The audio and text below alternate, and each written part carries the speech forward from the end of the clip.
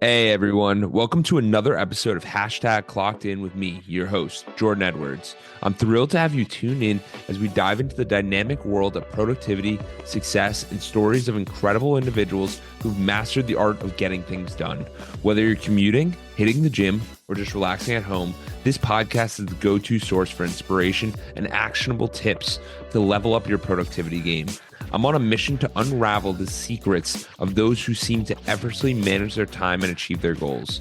So if you're ready to clock in and unlock your full potential, you're in the right place. We've got a lineup of amazing guests, industry experts, and thought leaders who will share their insights and strategies to help us crush your to-do list and make the most out of every moment. Get ready to get inspired, motivated, and equipped with the tools you need to supercharge your productivity. This is #ClockedIn with Jordan Edwards. Let's dive in. Hey, what's going on, guys? I'm here with Aakash Patel, and he is the founder of Elevate. He's helped over 300 companies make significant connections and achieving results. He is, in my opinion, one of the most networked people in Tampa. How are you doing today, Aakash? Great, Jordan. Thanks for having me. Yeah, we're excited to have you here on the Clockedin podcast. And what a lot of people struggle with is making connections, getting to know people, growing into groups. How did your journey start? Well, great question. Thank you for asking. I think Tampa, when I first came here out of college, I went to Florida State, so go Seminoles out there. When I first came here, Tampa was on the verge of something, but it wasn't quite there yet. It was still looking for that big anchor company, the big leader, the CEO of the community to kind of connect. So I basically just started calling everyone I knew, and I would go to networking events and literally just call them for coffee. Yeah. And I would sit down with them and say, hey, what should I read? Yeah. Right? Give me some books I should read. What articles should I be subscribed to, publications? And then what do I need to be doing to make sure Tampa is successful and our community is successful? And the short answer is everyone said, just always add value. Yeah. So connect people. So I just started connecting friends and then started connecting more friends, and then people would meet randomly and would help connect them and business would come out of it. Yeah. And so I said, you know what? That's going to be my business. And so I started Elevate Inc. 11 years ago last month. Oh, wow. Congrats. We hit our 11-year anniversary last month. Thank you. And ever since then, people have just said, wow, like it's so cool. I connect people, but I didn't think about it as a business. And so it's worked out. But I also bet on Tampa pretty early. Yeah. So over the course of time, as you can imagine, our community's been thriving with successful entrepreneurs like yourself. Yeah, absolutely. And the thing is that when we really think about Tampa and where it's been and where it's going, what did you see early on? Because 11 years ago, Tampa was very different. Yeah, I just saw a lot of young folks like our age. You're younger than me. I mean, a lot of people that said, I'm going to do something. I don't know what, but I'm going to make it Tampa a pillar. I'm going to be a pillar of the community, and I'm going to give back, and I'm going to make Tampa my home. Yeah. And then once you start investing, of course, like you started opening an office, you started bringing technology companies here, or opening restaurants, whatever the case may be. Then people, that's attractive. So then people said, I want to be part of this, and then you start joining these groups. And you start joining these little societies, and that society just grows to what you see today. Yeah. And what do you think some of the best ways for people to overcome these? They always have like a fear going into a new group. You know that. I mean, everyone has that experience where, I don't know anyone. How do I overcome this? What's a good way to approach that?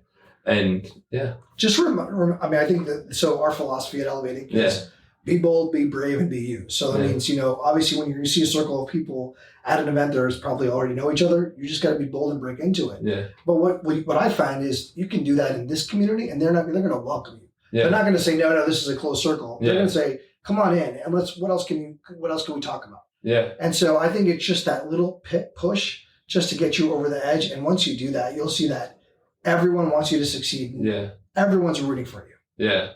No, it is pretty amazing when you start looking at Tampa and what's going on with Water Street and what's going on with all the entrepreneurs that we know, and seeing all the investment here. It's crazy. Yeah, we're looking at the Tampa Bay Lightning. Look how great they've done. The Bucks, of course, their success. The Rays were successful. So before we had the sports teams, now we have all the companies. We have all the Ybor City, what they've got going on with redevelopment. Yeah. You've got what you mentioned at Water Street. You've got what you're thinking about at the Armature Works. That Armature Works area is, exploding. Right. Yeah. Right? If 5-6 years ago that was just dirt. So it's kind of cool to see. So when I look at where we are as a community, it's not only just tourism, because tourism obviously drives our state and our community, but it's also the businesses that want to vacation here, live here, and work here. And thankfully, during the pandemic, I was always hashtagging our line is Tampa has swagger. Yeah. And finally people were like, yeah, it really does have swagger. People come out and see experience what we have, which is a lot of great trails, a lot of great museums, and a lot of great attractions. Yeah, absolutely. And the whole idea of Tampa has swagger, where did that even come from? Because it couldn't be more true at this point now, looking at it, where what do you want to do this weekend? Oh, there's barbecue festival. There's this event, this event, this event. There's so much going on that people don't even go to half the stuff. You can't. Well, our old mayor, his name is Bob Buckhorn. He's still around. He's a great guy. He had so in the military, they don't give you your name, they give you a call sign. Okay. So the old mayor's military call sign for McDill was swagger. Oh, really? So when he would go on base, people say swaggers arrive, right? Yeah. So at one point we were at a conference and then everyone was talking about what's Tampa's tagline. And, Nashville has the Music City and Austin has keeping Austin weird. And I was like, Mayor, what if we call it Tampa has swagger? He's like, I like it. So then I went home and I bought the domain and of course I started using it and it started to catch on because the thing about this is you need someone to kind of just say, this is where, just take the leap. Yeah. And that's what I did. I started saying, if we say it enough, it's going to happen. And sure enough, that's what's happening. Yeah, absolutely. And what got you to think about this broader perspective than just, I know a lot of people just stay focused on their vision, on their business and very narrow-minded, but you were looking at it as, hey, we're elevating the city. What caused you to start that? Rising tides, lift all boats. I mean, that's really the kind of philosophy on it. I mean, my thinking out loud is if we're going to succeed as a community, we have to work together. And some of these communities that you read about that are having some sort of troubles now or even had troubles in the past, it's when you have two different factions and they just kind of they work against each other. Well, we all want business to succeed in Tampa. We all want our housing market to be great. We all want our schools to be great. Yeah. So then I just started volunteering too. I started volunteering with different boards and, I didn't go to school at University of Tampa, but I got on their board of trustees. I'm not from here, but I got on the board of the Center Club, which is a private club in West Shore area. So I'm downtown Tampa. I never used to do a lot of business there because it's kind of weird to navigate. Yeah. But I'm the chair elect of the Tampa Club, which is a club at the top floor of the Bank of America building, which has a great view of the community. So I just told myself that if I want to join an organization, I need to make a difference and leave a legacy. And then I now serve on Hillsborough Community College's board, as well as I chair the Early Learning Coalition. So all these organizations all have one common theme. Let's just, whatever the mission is, whether it's education for young children, education for community college, or even the clubs that are businesses, it's let's connect everyone and let's make sure our community leaves in a better place. Yeah. No, I love that. And it does, it's kind of the overarching. And I think it's very healthy for people to view business in that capacity because if you want it to just be for yourself, it's a very selfish mission. It's not this, hey, it's bigger than me. It's bigger than everything going on. And we should help this city promote. And some of the boards that you talked about are like University of Tampa. Like I'm on the board of counselors there. And nice. I used to chair that. It's a great group. Yeah. And it's cool how everyone's interconnected. And we were even talking about that, how just everyone knows everybody and everyone's rooting for everybody. We're a small, big city, right? Yeah. So if you want to be in a big community, you can hide in the suburbs. But if you want to be part of the small town, that I tell people jokingly, there's only 500 people that run this town.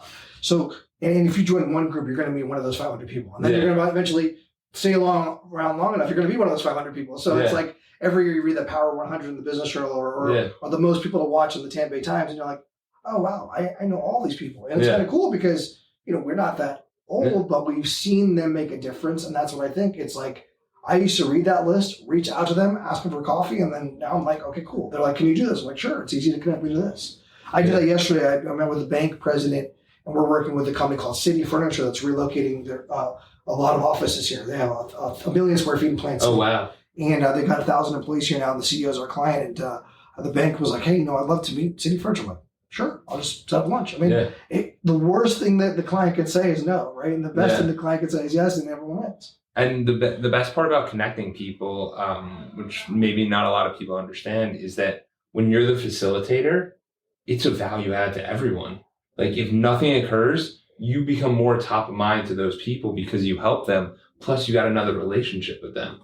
So it's super beneficial. Yeah. And I think in Tampa, there's a very, the Super Bowl that was here, which is close my house. I mean, there's very few experiences that are like very limited.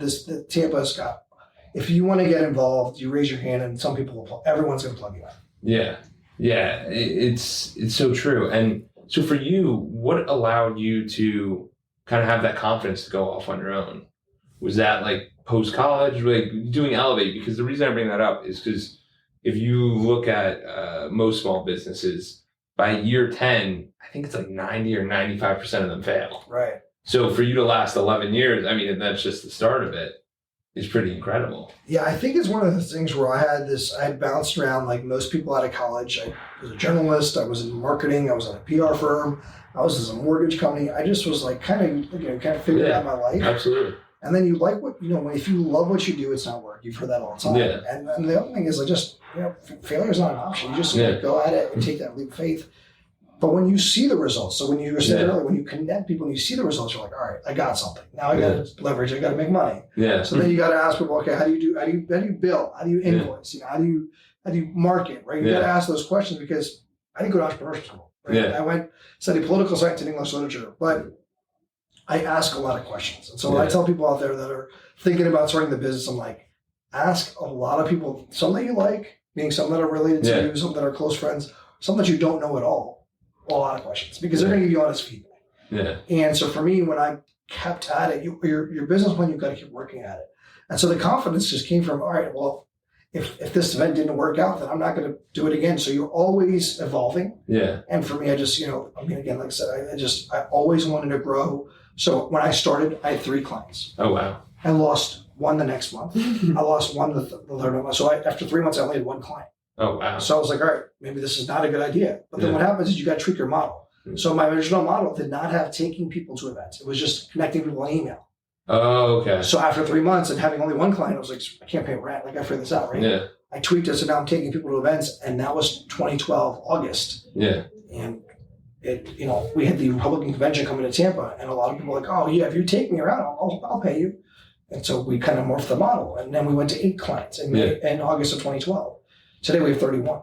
Oh wow! And 6 employees. Wow! But again, that's from iterations. Yeah, and you've got to keep at it. And I've got some months where I'm down, and some months I'm up. But you have to just stay positive, and then keep working at it. And then listen. You have to listen to your clients and what they need, because if you listen to them and then do it, then you're going to succeed. Yeah. And then the other thing is that the more value you provide to these people, the longer they're going to want to stay around, because they're making money from being in the vicinity of making it all happen. Yeah, exactly. And I think it's just about communication. Yeah. Every time we do something, we say, did you enjoy it? What can we do better? Oh, feedback. I love that. Yes.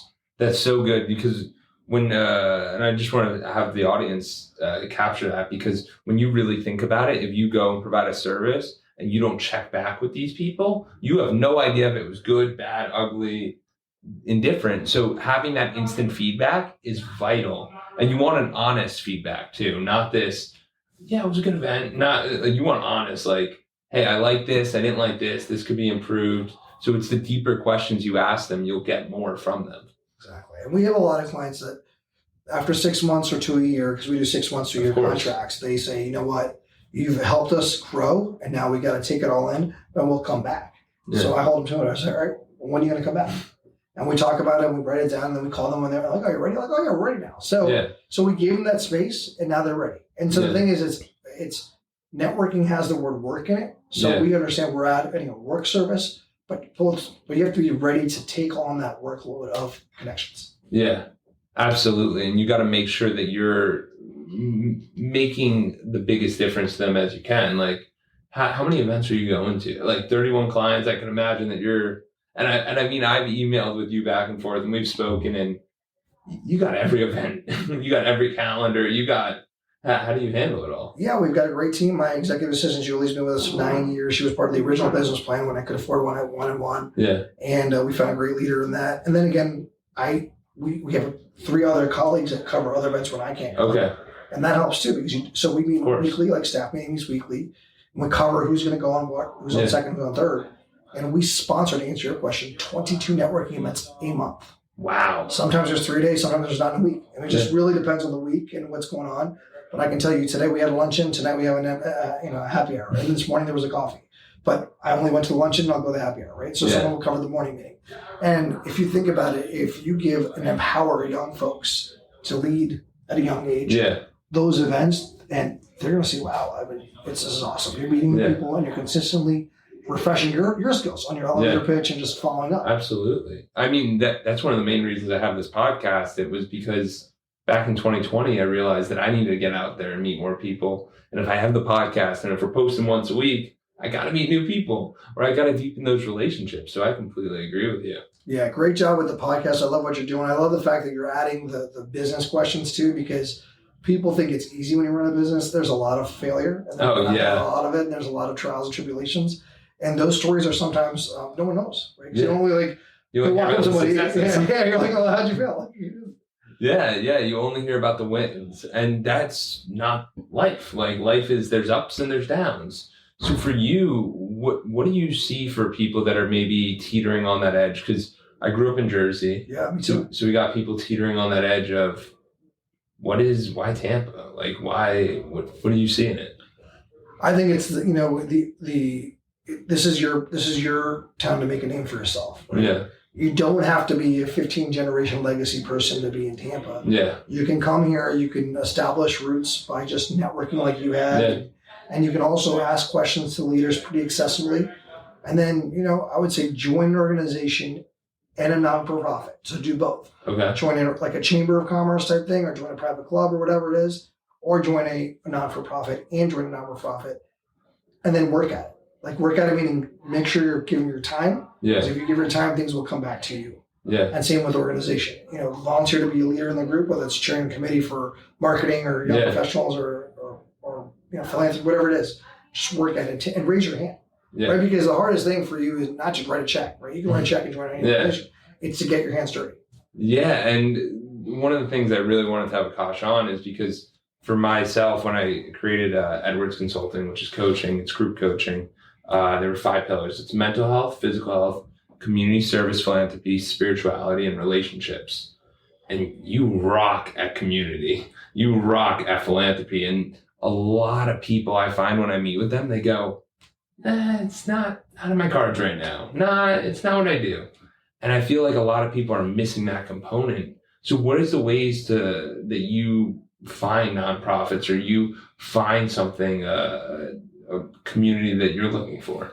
Yeah, great question. Just passion. So mine is very education, right? Education is a big one of most people's lives, but also children, right? So I want to help children that are, if you think about it, we have the biggest stat I read, I'm sure you read this, in 2030, half of the professions we know now won't exist, right? Oh, wow. Because of just the technology. Yeah. So you think about the children that are growing up now, the 0 through 4-year-olds now, we've got to educate them to be ready for whatever challenges ahead. Yeah. So we've got to make sure everyone has access to quality education. So that's why I asked the governor, not this governor, then Governor Scott, now Senator Scott, to chair the Early Learning Coalition. So I've been the chair for 8 years.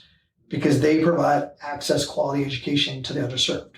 Yeah. And that's really the biggest thing is like we need everyone to have quality access. So I would say to the people that want to get involved, what is your passion? So if it's someone that really wants to mentor Boys and Girls Clubs, Big Brothers, Big Sisters, someone that really had a battle with cancer, American Cancer Society, Leukemia Lymphoma Society, someone had a battle with stroke, American Heart Association, or whatever the organization is, there's endless amount of organizations. It's just do something and volunteer your time and your resources and your knowledge and your superpowers connections, right? Yeah. With something you care about and you understand. Yeah. So I see people join organizations and they don't know why they joined, and then like, well, let's think about why you're getting involved. Yeah. That's what our company does. We help people kind of give them an assessment of what's going to make them tick. Yeah, and it's to add another level of who you are. You know what I mean? Because most of us sit in this one pillar of I have a business or I have a job and I want to get a promotion or I want to get more clients or I want to do this. But it's like more deeply, like, who are you as a person and what makes you really tick? And I know for you, you have a mentor, and wasn't it your grandfather? Yeah, great question. Yeah, my grandfather's 95 years old. I recently hung out with him. My wife and I hung out with him in Miami.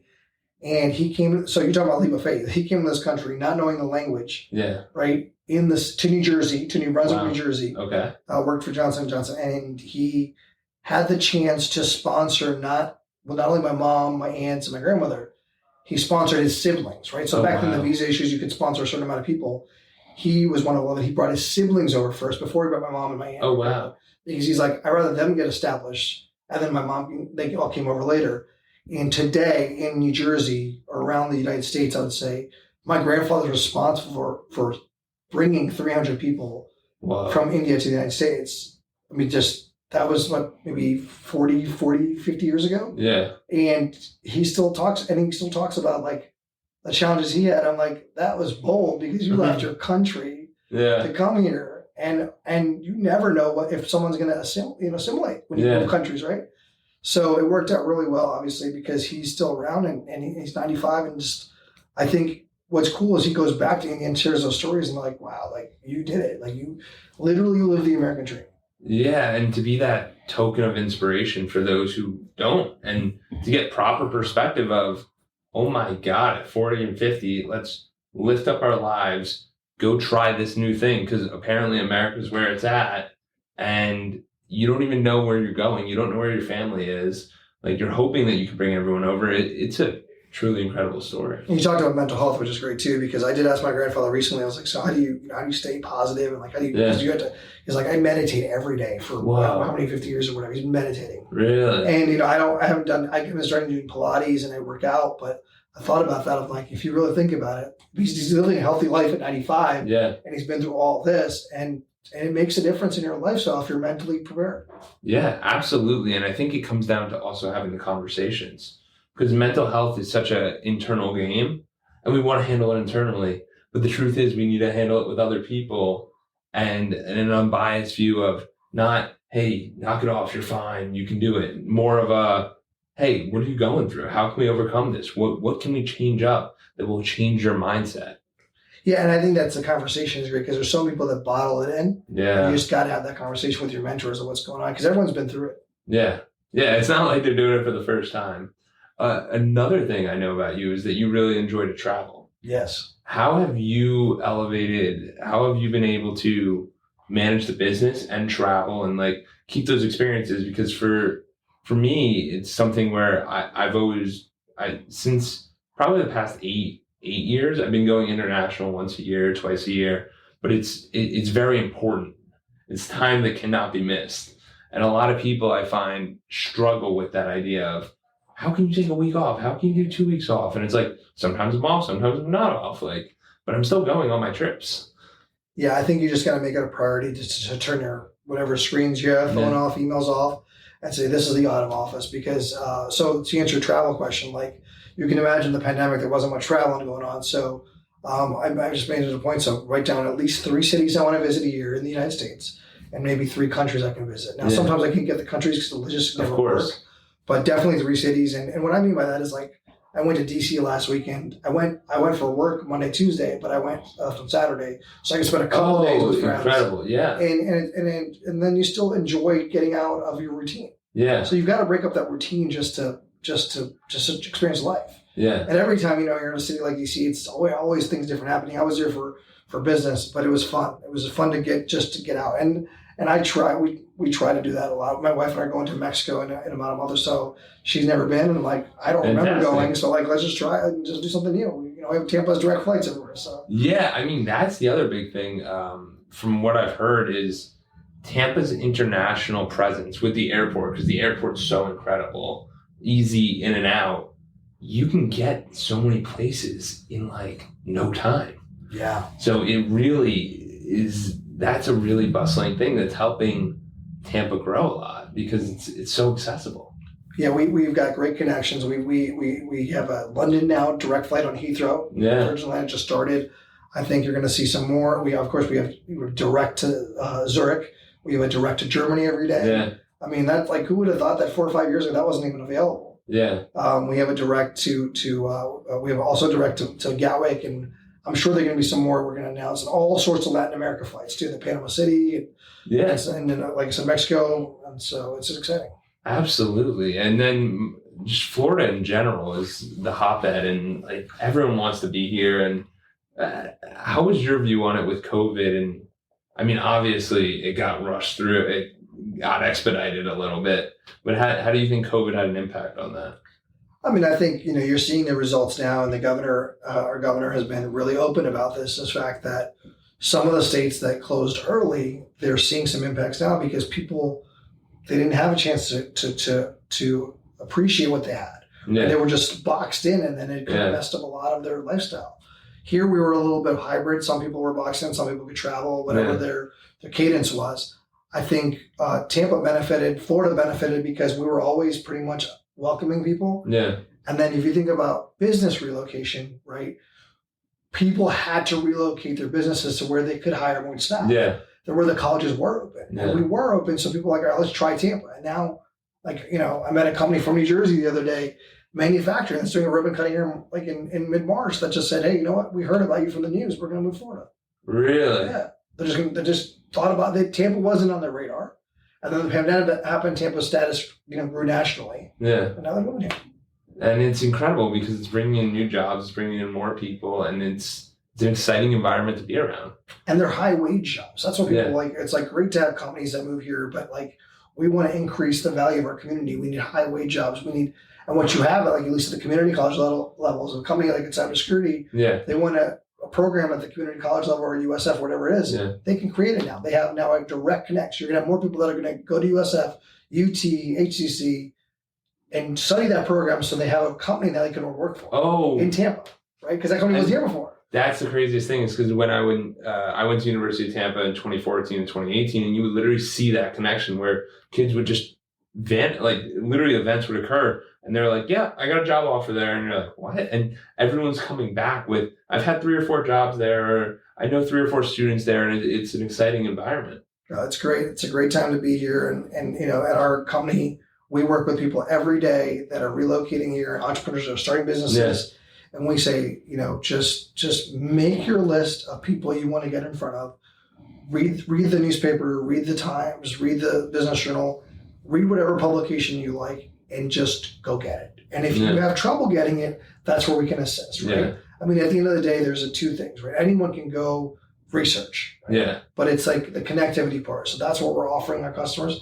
And at the end of the day, we get both. We have people, hey, you know what? I want to try it on my own, but if I don't do it, I'll call you. Like, listen, as long as everyone's winning, we're happy. Yeah. How do you go about the intentionality of networking? We ask them what's the best. What does success look like for you? So what's the best result? So if I go to a luncheon and the speaker is the commander of MacDill Air Force Base, and you want to, you know, meet the commander of MacDill, why? Well, I want to meet him because I have some military connection and I want to recruit more veterans. Okay. So now I've got to figure out how to get to that speaker and tell them, all right, this is why they need to meet each other. Yeah. And I love the fact that you just asked that of the clients, because what ends up happening a lot of times, and you've probably seen this response a lot, where they're like, oh, it's the speaker. That's who I want to talk to. Yeah. Which is the most valued person in any speaking environment in the dynamics. And you could have pretty amazing people in the audience as well. But when you get really intentional about it, and it's like, this can really move the envelope for me if I speak with these people, that's where it comes down to. So I think understanding people's expectations is huge. Yeah, and sponsors too. When you go to a luncheon or networking event for any organization, the people writing the checks write the checks so they can go talk to the community. Yeah. What I find is when people sponsor and then they don't get to meet all the members of the organization, the audience, like the clients are like, well, am I allowed to go talk to them? Like, yeah, they literally want you to. That's what their logo is on the flyer. And so a lot of it is just connecting the sponsors to the clients, because like, look, you guys want to get more involved. They need your service and vice versa. Let's just see what can happen. Yeah. So just making that initial, so we say draw a wish list and then let's go get it. And so what clients are really paying us for is like that strategy, right? Like, you know, again, anyone can go to an event, but it's like, let's get through that door and make sure that they listen to you. Yeah, absolutely. And it always helps when people have a known face or a known person where it's, hey, we've been friends for a little bit here. You can hop in the conversation and we'll all kind of speak organically. Yeah. Well, and I appreciate what you're doing. And again, our website is helpingourcity.com or tampaswagger.com. And if anyone wants to reach out, I mean, I'll share my information on absolutely. And let's get together. And how can they reach you? Yeah, elevate-inc.com, elevate-inc. And my email is Aakash, Aakash at elevate-inc.com. And we're on social media. We're on Twitter, Facebook, LinkedIn, Instagram.